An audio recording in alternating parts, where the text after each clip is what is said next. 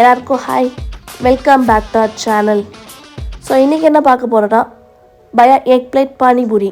So panipuri தான் எப்படி செய்கிறதுன்னு பார்க்க போகிறோம். இதுக்கு தேவையான இன்க்ரீடியன்ட்ஸ் எல்லாமே கொடுத்துருக்கேன். அதுவும் இல்லாமல் டிஸ்கிரிப்ஷன் பாக்ஸில் கிளியராக கொடுத்துருக்கேன், அதையும் செக் பண்ணி பாருங்கள். ஸோ ஃபஸ்ட் பானிபூரிக்கு தேவையான பானி ரெடி பண்ணிடலாம். அதுக்கு கொஞ்சம் புதினா, கொஞ்சம் மல்லி, ஸோ அதில் ஆட் பண்ணதுக்கப்புறம் ஒரு அரை சைஸ் இஞ்சி அதை ஆட் பண்ணிவிட்டு 2 பச்சை மிளகா ஆட் பண்ணதுக்கப்புறம் ஒரு அரை ஸ்பூன் பெப்பர் பவுடர்,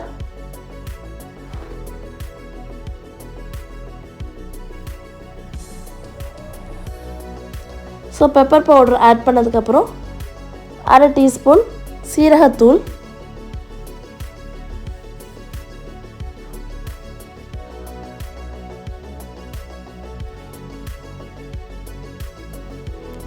சீரகத்தூள் ஆட் பண்ணோன்னே ஒரு பெரிய லெமன் இல்லை பாதி லெமன் கட் பண்ணி அதை நல்லா ஸ்க்வீஸ் பண்ணி எடுத்துருக்கேன் புளிப்புக்காக. ஸோ உங்கள்கிட்ட சின்ன லெமனாக இருந்துச்சுன்னா ஒரு ஃபுல் லெமனையும் நல்லா பிழிஞ்சு எடுத்துக்கோங்க.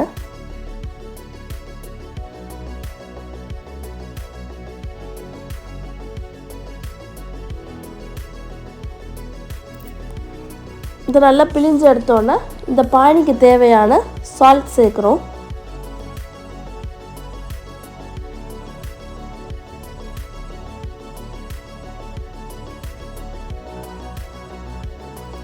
சால்ட் சேர்த்துட்டு இதை அரைக்கிறதுக்கு தண்ணி கொஞ்சம் ஆட் பண்ணி இதை மிக்சியில் போட்டு நல்லா அரைச்சிட்டு வர போகிறோம்.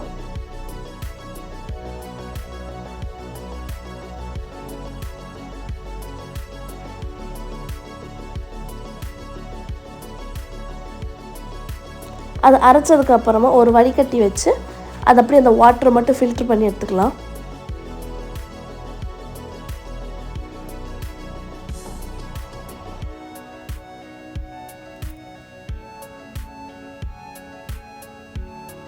இதை நல்லா ஃபில்ட்ரு பண்ணி எடுத்துகிட்டு உங்களுக்கு எந்த அளவுக்கு தண்ணி வேணுமோ அந்த அளவுக்கு எக்ஸ்ட்ரா வாட்ரு ஊற்றிக்கோங்க. ஸோ அடிஷ்னலாக வாட்ரு சேர்த்துட்டு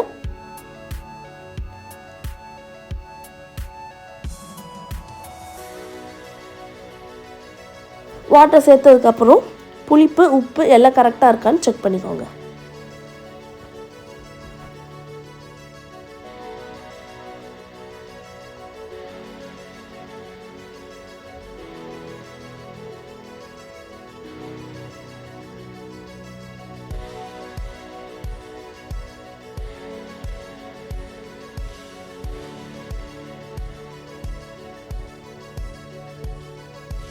அவ்வளோதான், பானி ரெடி ஆகிடுச்சு.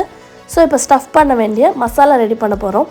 அதுக்கு 2 பெரிய சைஸ் உருளைக்கிழங்க நல்லா விசில் போட்டு வேக வச்சுருக்கேன். அது வெந்ததுக்கப்புறம் நல்லா ஸ்மாஷ் பண்ண போகிறோம். கையால் இல்லை ஸ்பூன் எதிராலே வச்சு நல்லா ஸ்மாஷ் பண்ணி எடுத்துக்கலாம். அது நல்லா எடுத்ததுக்கப்புறம் ஒரு பெரிய சைஸ் வெங்காயத்தில் ஹாஃப் வெங்காயம் மட்டும் நல்லா சாப் பண்ணி ஆட் பண்ணுறேன்.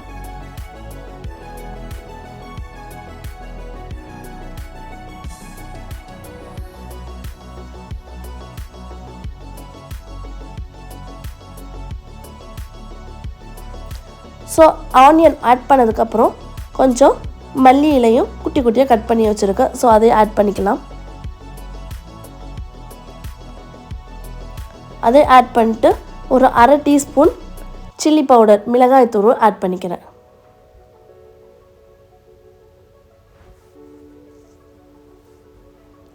அப்படியே அரை டீஸ்பூன் சீரகத்தூள் ஆட் பண்ணுறேன்.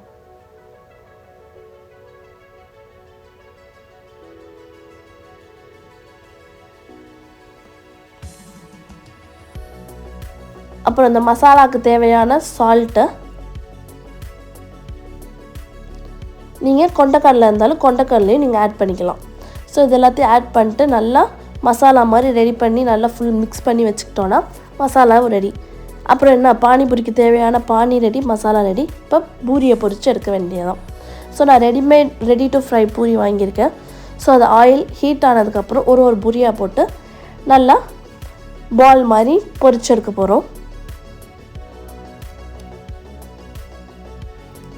ஸோ நம்ம பூரி ரெடி ஆகிட்டுருக்கு.